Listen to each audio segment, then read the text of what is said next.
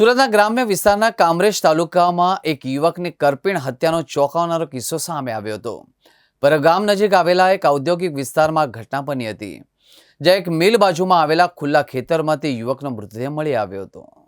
Police તપાસમાં યુવકની ઓળખ દીપક મિશ્રા તરીકે થઈ છે, જે આ જ મિલ પરિસરમાં રહેતો હોવાનું જાણવા મળ્યું હતું।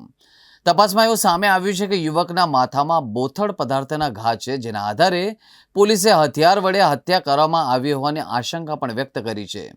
આ ઘટનાની ગંભીરતાને ધ્યાનમાં લેતા એલસીબી એસઓજીની ટીમ તેમજ જિલ્લા પોલીસ વડા પણ ઘટના સ્થળે પહોંચી ગયા હતા। પોલીસે તાત્કાલિક અસરથી તપાસ શરૂ કરી અને હત્યાના કારણો અને આરોપીઓની શોધખોળ હાથ ધરી છે।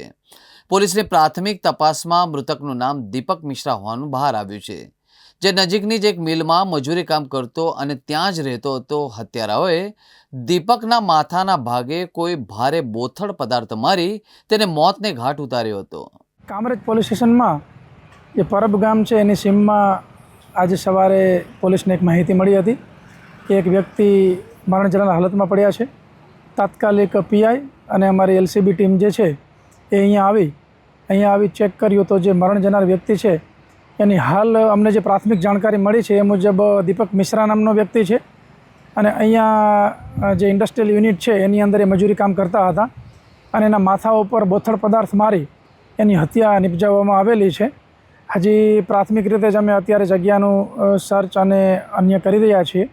એફએસએલ અધિકારીને પણ બોલાવવામાં આવેલા છે અને સાયન્ટિફિક ઢબે તપાસ થશે। હાલમાં ફરિયાદ લેવાની કાર્યવાહી ચાલુ છે અને આરોપીને સત્વરે પકડી લેવામાં આવશે।